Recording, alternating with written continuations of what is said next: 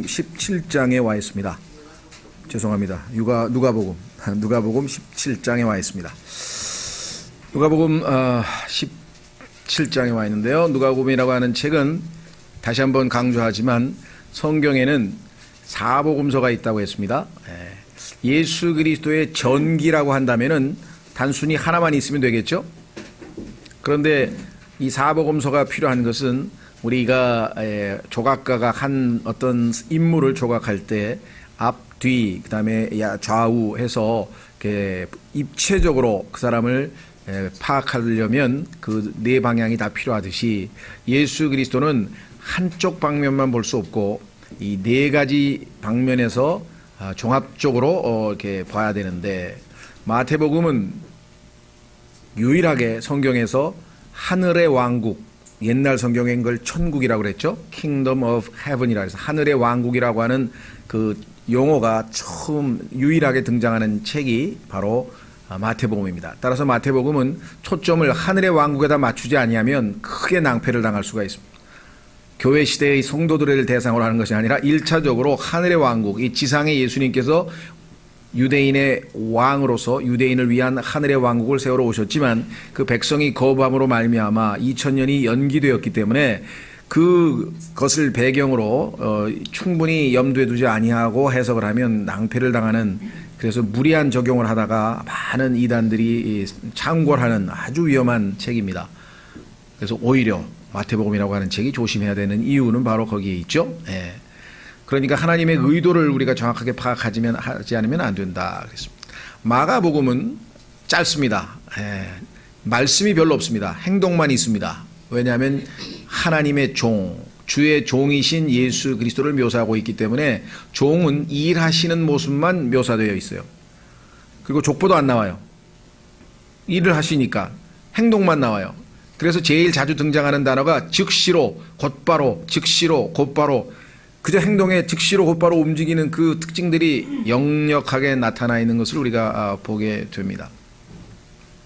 반면에 오늘 우리가 살펴보고 있는 이 누가복음이라고 하는 책은 참 인간이신, 원래 하나님께서 아담을 창조하셨을 때 만약에 불순종해서 타락하지 아니하였다면, 죄를 짓고 타락하지 아니하였더라면 하나님께서 이렇게 살기를 기대했던 한 참 인간의 모습을 예수님께서는 그대로 보여주셨습니다. 왜냐하면 예수님은 이 땅에 마지막 아담으로 오셨기 때문에 아담의 모든 실패를 책임지시기 위해서 오셨고, 아담의 실패는 단순히 죄뿐만 아니라 하나님께서 기대하셨던 참 인간의 모습을 전혀 표현하지 못한 데 있는 것입니다. 하나님께서 원래 창조하셨을 때는 이렇게 아름다운 삶을 살도록 인간을 지으셨구나 라고 하는 것을 보게 되고, 그 모습에 우리가 크게 매료될 뿐만 아니라 이 주님을 우리가 영접했다면 이러한 삶이 우리를 통해서도 일어나기를 기대하고 계시는구나. 우리의 순종한 만큼, 그렇죠, 우리가 자기 자신을 부인하고 십자가를 지고 주님을 따르는 만큼만 표현할 수 있지, 우리가 불순종한다면 여전히 우리는 아담의 모습으로 다시 살아갈 수밖에 없다는 것. 그러나 어쨌거나 정말 읽으면 읽을수록, 누가복음을 읽으면 읽을수록 참으로 하나님께서 처음에 창조하셨던 그 아담에 대해서 가지고 계셨던 기대는 참으로 크다는 것을 우리가 알 수가 있었고요. 반면에 요한복음은 하나님이신, 단순히 그 인간으로 오신 분은 인간일 뿐만 아니라 영원 전부터 하나님과 함께 계셨던 창조주 하나님이셨다라고 하는 사실을 요한복음 전체를 통해서 하나님께서는 밝히십니다. 그래서 요한복음 20장에 31절에 가면 요한복음을 기록한 목적을 명백하게 써놨죠. 이것을 기록한 목적이 뭐냐? 너희로 예수 그리스도를 믿고 그 하나님의 아들을 통해 구원을, 영원한 생명을 얻게 하려 하심이라 해서 분명하게 하나님이신 예수 그리스도를 소개하고 있습니다. 그래서 이 사복음서에 담겨진 그 하나님의 치밀함과 또 하나님의 그 초점과 이것들을 놓치면 우리가 이 많은 것을 놓칠 수 있죠. 영적인 이 유익을 놓칠 수가 있는데, 이 누가복음은 정말 예수 그리스도의 인간으로서의 모습, 예수님의 인성, 참 인간의 모습이 여기 나와 있는데, 자, 예수님께서는 초반에 주로 갈릴리 지역에서 사역을 하셨고, 이제 유대 지역에서 마지막 십자가를 앞에 두고 유대 지방에서의 사역을 하시기 위해서 지금 가시는 도중에 있습니다. 그래서 그 여정에 많은 반대가 있었죠. 그래서 그때마다 주님께서는 아주 지혜롭게 대처하시면서 그때마다 꼭 필요한 교훈들을 남겨주셨는데, 가르치심을 계속해서 남기고 계시는데, 그 와중에 저희가 지금 17장에 와 있습니다. 그래서 좀 있으면 이제 드디어 예루살렘 성에 입성하시면서 결국은 마지막 십자가를 향해서 마지막 아담으로서의 책무, 아담의 모든 죄들을 자신이 직접 짊어지시고 십자가에 달리실 그 길을 가십니다. 그래서 누가복음 9장에 보면은 예수님께서는 굉장히 아주 강인한 의지를 표현하는 모습이 나와 있다 그랬죠. 한번 확인해 보겠습니다. 우리 그리스도인들에게도 이와 같은 강인한 의지가 요구되는 것 같아요. 주님을 따르려면 그리스도인들이 너무 의지가 박약한 것 같아요. 자, 누가복음 9장 51절. 누가복음 9장 51절.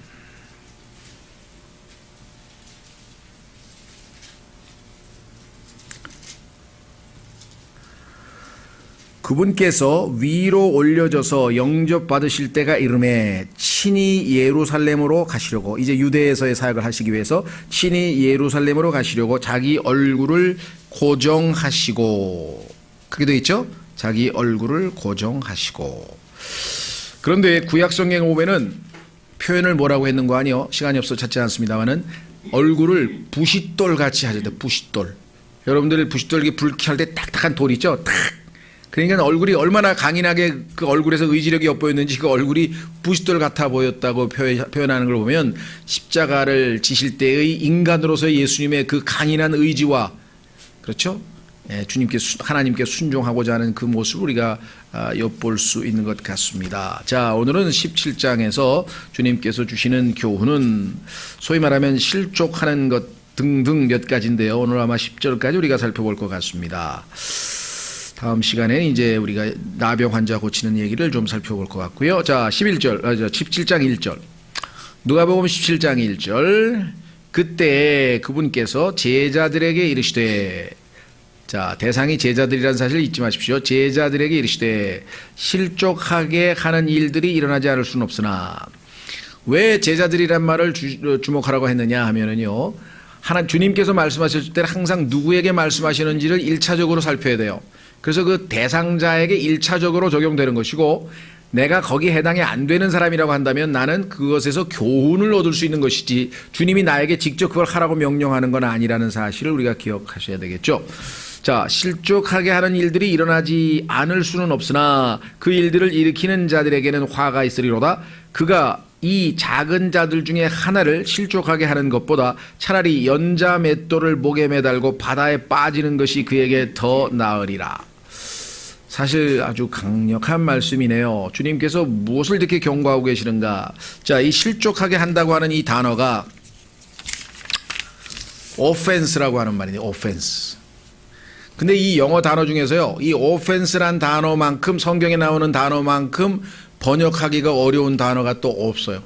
그래서 지금 우리 성경에도 보면은요, 이 단어를 화가 났다, 화를 내게 만든다, 상대방을 불쾌하게 만든다, 화를 내게 만든다, 죄를 짓는다, 어긴다, 그렇죠? 그 다음에 실족시킨다, 죄를 짓게 만든다, 여러 가지로 문맥에 따라서 번역을 할 수밖에 없어요.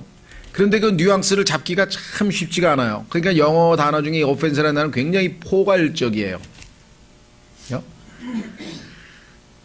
심지어는 우리 운동에도 쓰이잖아요. 일상생활에서는 그 오펜스 반칙이라는, 오펜스라는 것은 공격이잖아요. 농구에서 공격하고 디펜스 하면 수비 아니에요? 그러니까 사람을 공격해가지고 화가 나게 사람을 불쾌하게 만드는 것이고 상처를 입히는 거죠.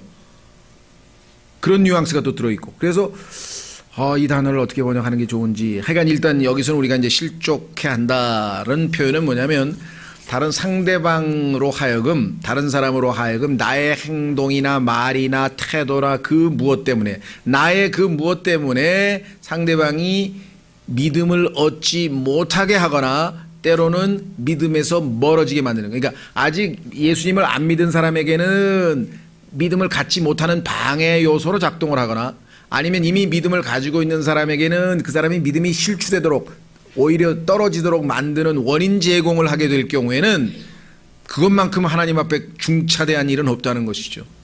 내 행동 때문에, 그렇죠? 만약에 하늘나라에 갔는데 어떤 사람이 나는 저 사람 때문에 예수님을 안 믿었다 막 이러고 나온다면 그건 정말 물론 여기에 이게 문자적으로 교리적으로 우리에게 적용되는 말씀은 아니지만 그건 상당히 우리가 참 그 책임이 중차대하다. 그죠? 나의 어떤 한 행동 때문에 그가 예수님을 믿는데 방해거리가 되었다라고 한다면 그건 심각한 얘기겠죠. 그런데 그 일이 얼마나 자주 일어납니까? 성경에 보니까 그런 일이 안 일어날 수는 없다는 거예요. 오늘날도 보면은 교회의 마음문을 닫은 사람들 중에 상당수가 크리스찬의 어떤 그 부도덕한 모습이라든가 이기적인 모습이라든가 뭐 기대에 못 미치는 모습이라든가 이런 것 때문이라고 얘기하는 분들이 의외로 많죠. 그렇다고 해서 그 책임이 다 크리스찬에게만이 그 사람에게 책임이 없느냐? 그건 아니에요. 1차적인 책임은 본인에게 있죠. 사람 보고 믿으라 그런 건 아니니까 예수 그리스도를 하나님 말씀을 통해서 만났어야 되는데 그거는 잘못된 핑계지만 그래도 그것은 중차대한 책임이다. 또 같은 교회의 성도들 중에서도 보면요. 상당수의 사람들이 교회를 안 다니거나 실족하거나 뭐 이런 사람들 보면은 대부분 저를 포함해서 사역자들에게 실망한 사람들이 많아요. 목사들이나 사역자들에게 실망을 해서 교회를 안 다닌다라고 하는 사람들이 의외로 굉장히 많습니다. 그것도 전부 다 하나님 앞에서 어떤 방식으로든 책임을 져야 되겠죠. 그렇잖아요? 그렇죠? 네, 물론 단호하게 강하게 메시지를 전했는데 그 메시지가 자기에게 뭐 정말 죄를 너무나 정곡으로 찔러가지고 그것 때문에 오히려 회개하고 예수님을 믿어야 되는데 자기가 그냥 회피했다. 뭐 이런 거는 이제 대상이 안 되고요. 이 소위 말하면 사역자가 언행이 일치가 안 된다거나 이기적으로 행동한다든가 본이 되는 행동이 아니라든가 누가 봐도 아우 뭐 저래 이런 식으로 된다면 뭐 우리 사회적으로 신문이나 방송이나 할 때 자주 물이 일으키는 그런 경우가 자주 등장하지 않습니까? 예, 이런 것들도 포함해서. 그래서 주님은 실족하게 하는 일이 일어나지 않을 수는 없어요. 왜? 인간이 나약한 죄인이니까 어떻게 완전하게 할 수 있겠어요? 그런데 우리가 다른 사람의 믿음을 무너뜨리거나 믿지 못하게 하는 거기에 내가 되어서는 안 된다는 거죠.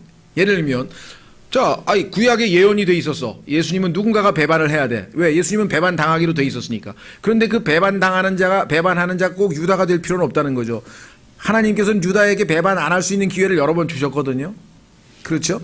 그런데 그 실족해 하는 자는 화가 있는 거야라고 성경에 돼 있잖아요. 그러니까 이건 선택의 문제예요. 얼마든지 우리는 그렇죠?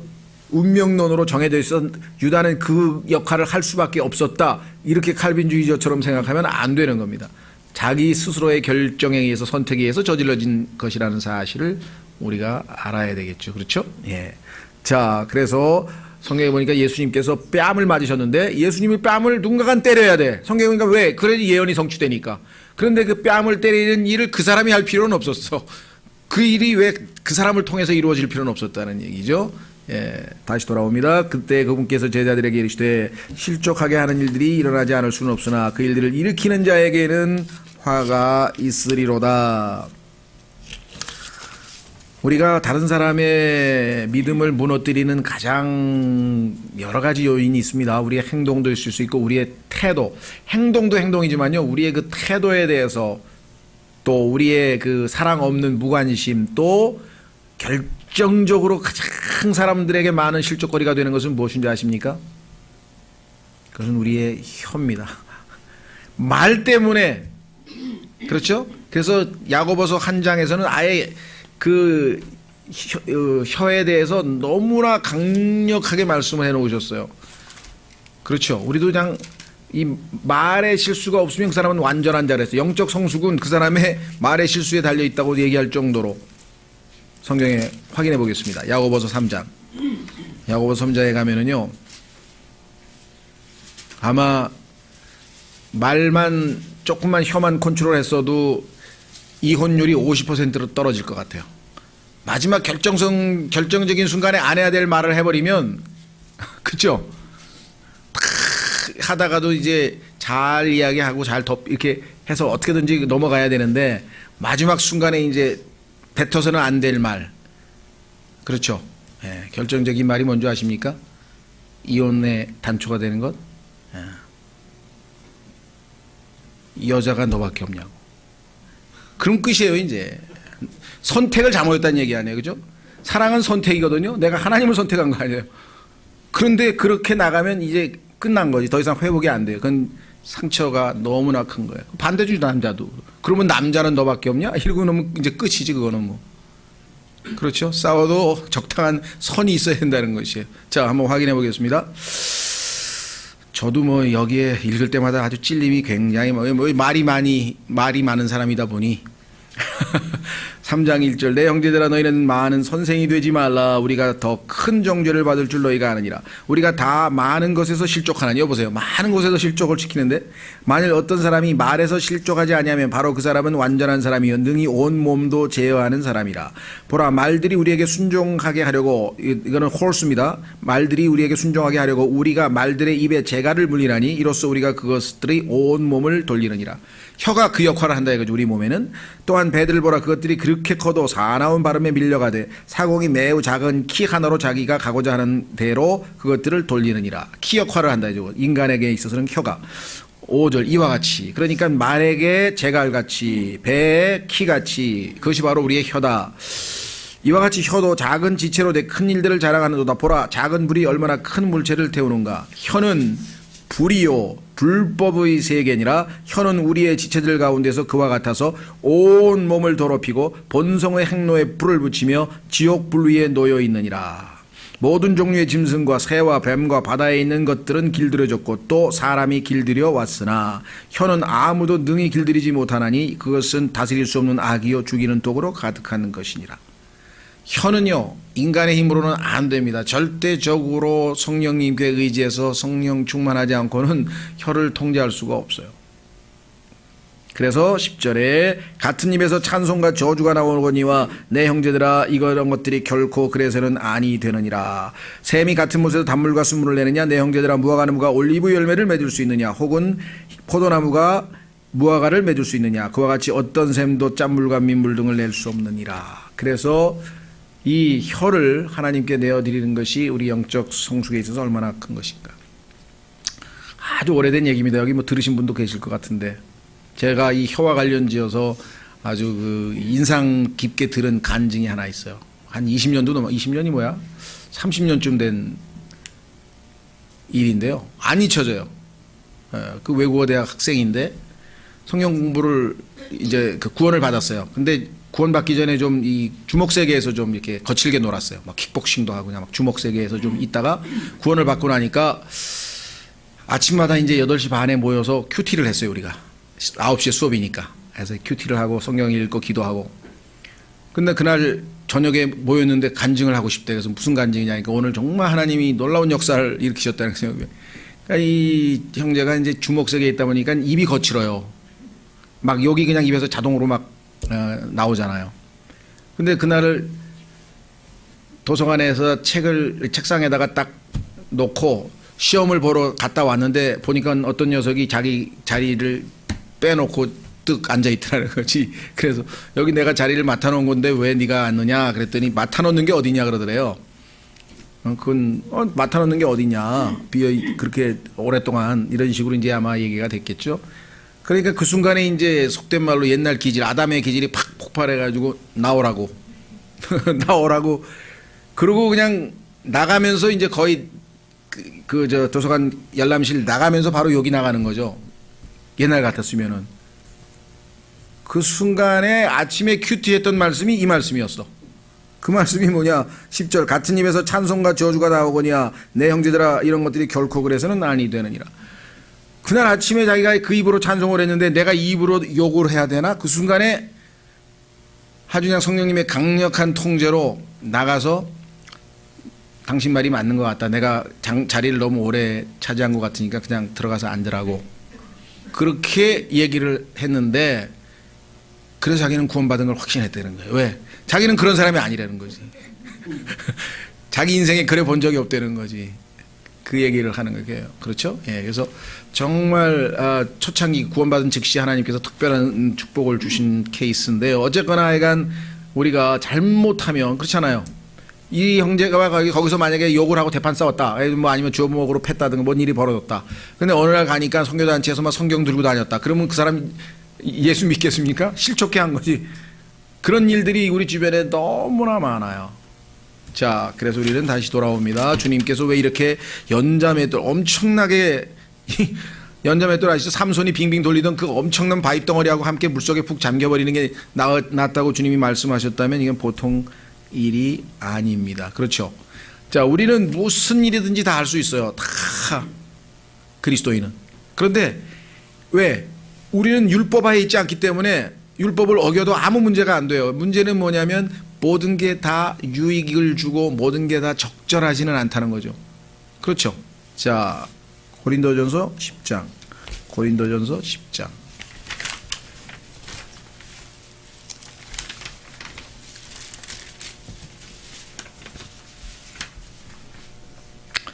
고린도전서 10장 23절.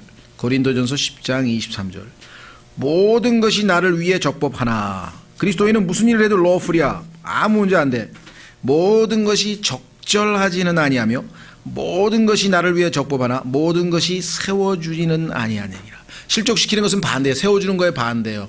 건물을 세워야지 건물을 파괴시키면 안 되는, 믿음을 세워야지 믿음을 파괴시키면 안 되는 것이죠. 예, 대표적인 케이스가 그 고린도전서 8장에 보시면 왼쪽으로 한 장 넘기시면 이런 말씀이 있어요.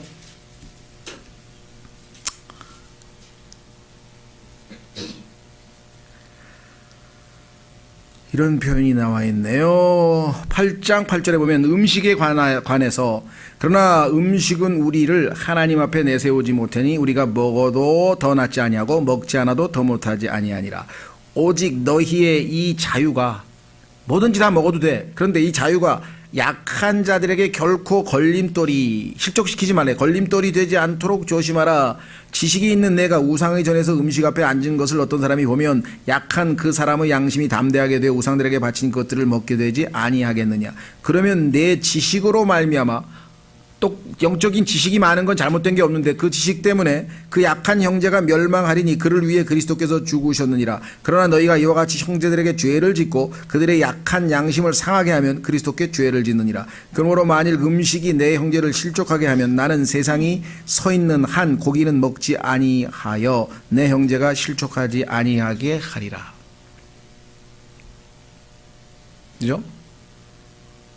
고기 먹는 거 아무 문제도 안 되는데 믿음이 약한 형제는 우리처럼 지식이 없기 때문에 우상에게 바친 고기, 우상은 아무것도 아니야, 괜찮아, 먹어도 상관없어. 그런데 이 당시 고린도 지역은 모든 시장에 나와 있는 육류, 고기는 다 우상에게 제물로 바쳤던 것들이 나왔단 말이에요. 그러면 고기를 먹으면 이 갓 구원을 받은 믿음이 약한 형제가 가만히 있어봐, 저거 제우스한테 바쳤던 제물인데 저런 거 먹어도 되나? 우리로 치면 이제 이사 온 사람이 그 고사떡을 이제 이사 왔다고 고사떡을 가지고 왔어. 그 혼자서는 먹어도 아무 상관없어요. 왜? 나는 믿음이 있으니까. 예.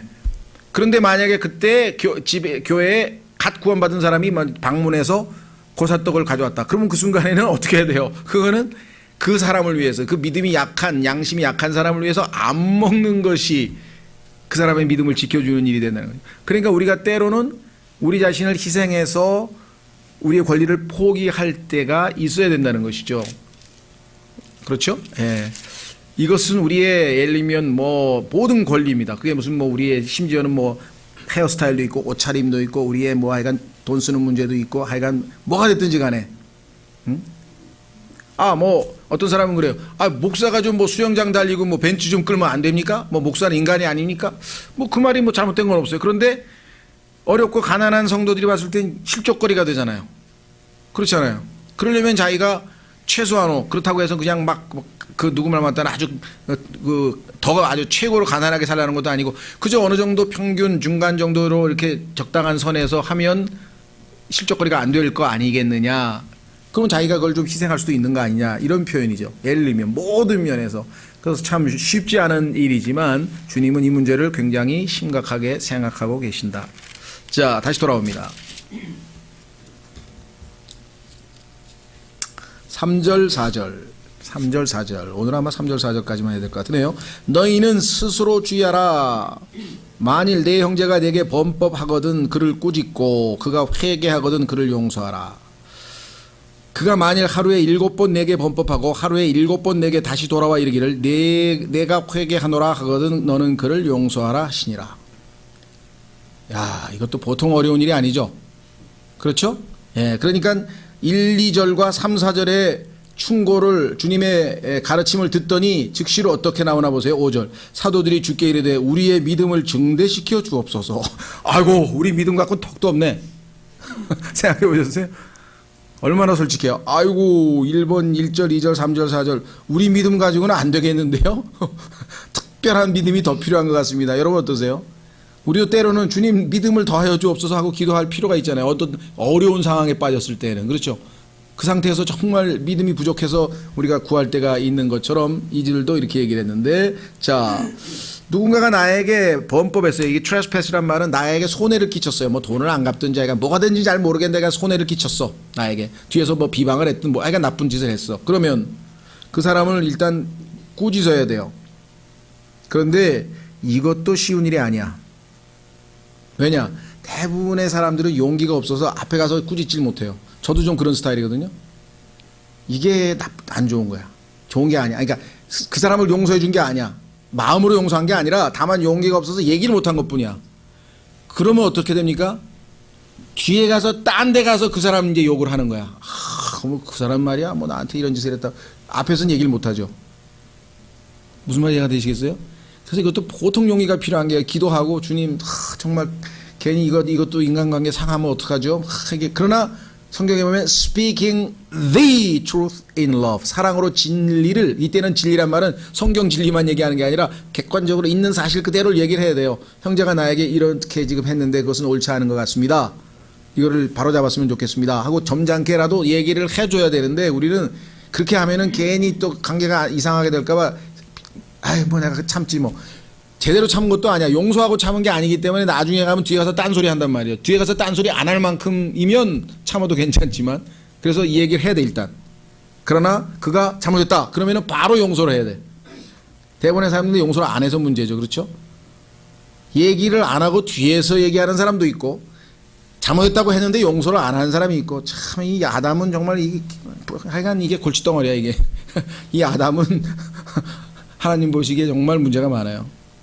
그런데 주님은 뭐라고 얘기했냐? 그가 만일 하루에 7번 하루에 똑같은 짓을 7번 하고 그래도 잘못했다 그러면 용서해 주라는 거예요. 이야, 이거 참 왜 이것이 참 우리에게 필요한가? 적어도 이 사람은 인정을 하고 회개 잘못했다 그랬으니까 주님께서 우리 죄인들을 대하실 때 이와 같은 방식으로 대하시는 거죠. 자, 한번 확인해 보겠습니다. 우리 그리스도인에게도 전혀 그대로 적용해도 손상이 없는 그런 말씀인데요. 자, 우선 디모데전서 5장 20절. 디모데전서 5장 20절에 가면은요, 죄는 공개적으로 밝혀야 됩니다. 필요한 경우에. 이거 자꾸 숨기면 안 되거든요. 디모데전서 5장 20절. 디모데전서 5장 20절.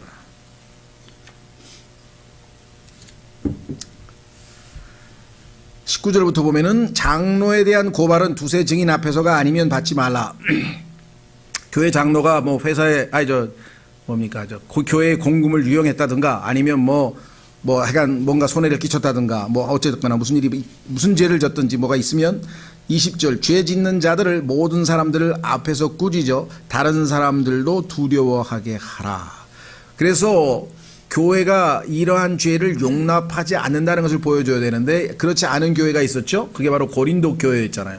고린도 교회에서 엄청난 죄를 저질렀는데 그들을 그냥 용납해버려가지고 사도 바울이 너희가 그렇게 죄를 진 자를 내버려 뒀느냐 하면서 편지를 쓴 걸 보게 되죠. 그래서 그 편지를 받고 그 사람에게 야단을 쳐서 그 사람이 드디어 회개를 해서 고린도 후서에 가니까 그가 회개했다면 아무리 중차대한 죄라도 용납하고 받아들여라. 이렇게 돼서 문제 해결이 되는 것을 우리가 보게 됩니다. 하나님의 방식대로 문제 해결이 잘 되어야 되겠죠. 자, 반면에 용서에 관해서는 에베소서 4장 32절 정말 놀라운 말씀이네요. 에베소서 4장 32절. 에베소서 4장 32절.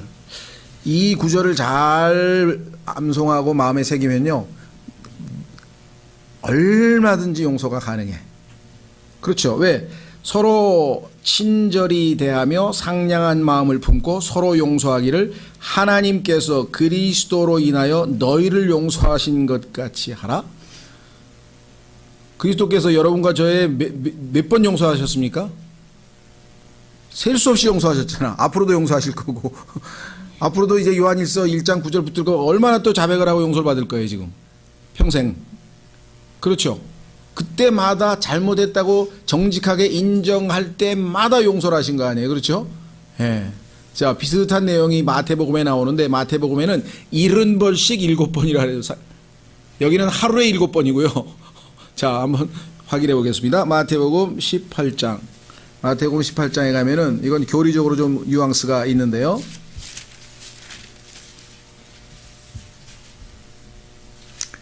그리스도인이 됐다고 하는 것 중에 하나는요, 용서할 수 없는 사람을 용서할 수 있는 능력입니다. 왜냐하면 하나님이 용서할 수 없는 나를 용서해버렸기 때문에. 그렇죠. 과거에 물론 이제 그걸 다 일률적으로 얘기할 필요는 없습니다. 너무나 또 그 케이스마다 다르겠죠. 근데 과거에 제가 아는 목사님 한 분이 저하고 이제 뭐 이 얘기 저 얘기 하다가 갑자기 자기 조카들이, 그러니까 형의 아들들이죠. 형의 아들들이, 조카들이 자기 어머니를 너무나 아주 무시한다는 거야. 근데 그 조카들을 얼마나 자기가 다 잘해주고 했는데 이 자기 아버지가 돌아가시고 나니까, 형님이 돌아가시고 나니까 조카들이 아주 자기 어머니를, 할머니를 대하는데 너무나 아주 못되게 군다 그러면서 막 흥분을 하시더라고요.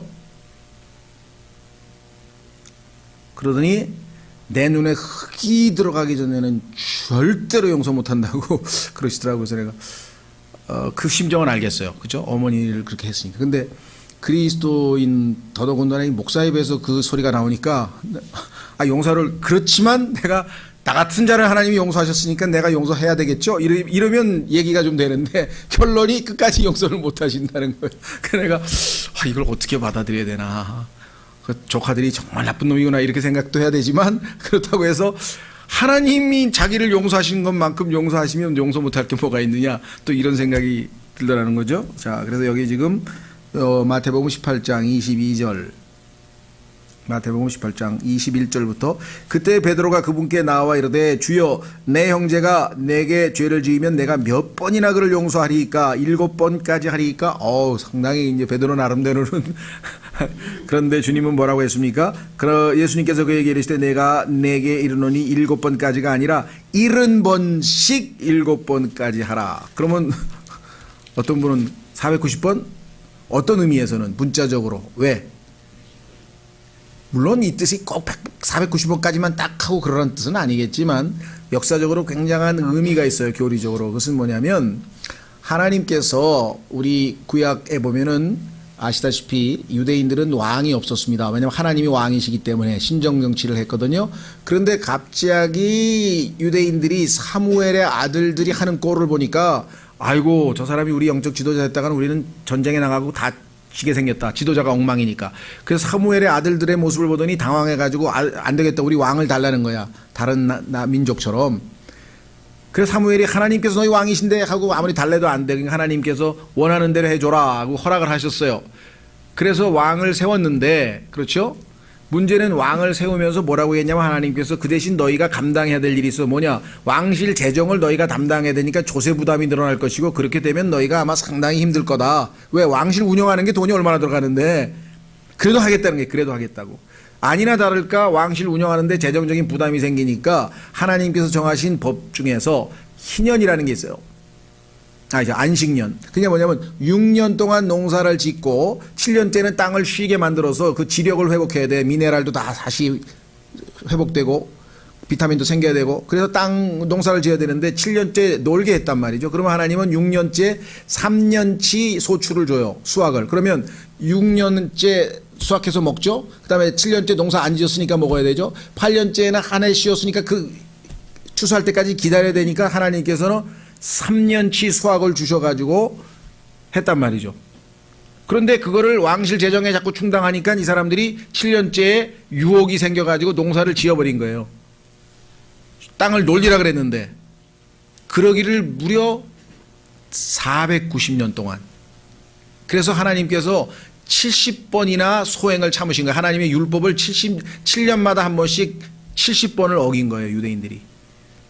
그래서 정확하게 유대인들은 바벨론으로 포로로 갈 때 70년간 포로로 간 겁니다. 왜? 하나님께서는 이 땅에게 휴식을 주기 위해서, 우리가 하나님 정말 치밀하신 분이거든요. 예, 그래서 여기서 지금 이야기도 그 교리와 연관이 돼 있어요. 이게 70번씩 7번이란 말은 490번을 내가 너희 소형을 참았다는 것을 기억하라. 이게 너희 역사 속에서.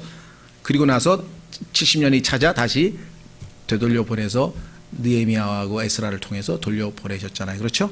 예. 자, 다음 시간에 계속하겠습니다. 오늘 주신 말씀을 통해 정말 우리가 실족거리가 돼서는 안 되겠다라고 하는 마음을 좀 하나님께 간구하고요. 특별히 우리가 혀를 잘 통치하고, 그다음에 정말 이 용서, 주님께서 우리를 용서하신 것 같이 용서할 수 있는 그리스도인이 되어야 되겠다. 이 두 가지를 놓고 잠깐 기도하겠습니다.